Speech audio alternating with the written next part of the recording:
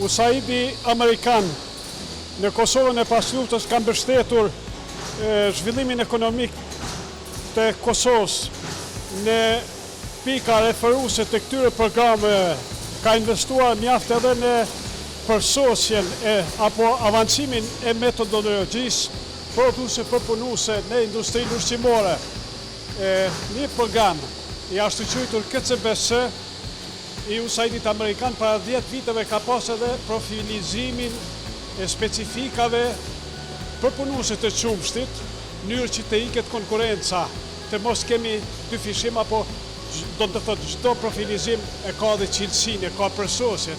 Andoni edhe këtë mendim ju. Po, gjithsesi, në momentin që qumshtorët janë të profilizuar në produkte të caktuara, gjithashtu cilësia është më e lartë, gjithashtu edhe kontrolli është më i lehtë.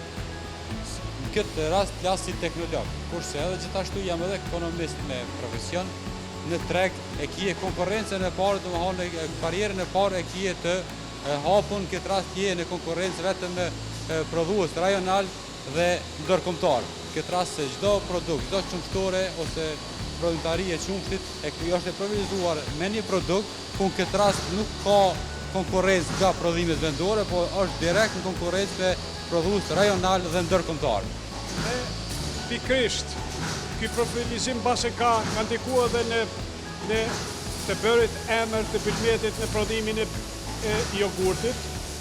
Pastaj kemi specat me ojë që thatë, por edhe djathtin e fortë. Këtu çka është për momentin duke u prodhuar apo procesuar? Për momentin jemi duke e paketuar qumshtin e freskët në makineri moderne, e cila punon në sistem të mbyllur, domethënë është gjithçka e mbyllur, nuk shihet qumshti me sy nga paketohet, që do të thotë se është higjinikisht shumë i pastër. Sa është afati përdorues? Afati përdorues i qumshtit ton është 7 ditë, pasi që është qumshti i freskët. Ka konservancë? Jo, është domethënë qumshti vetëm i trajtuar termikisht.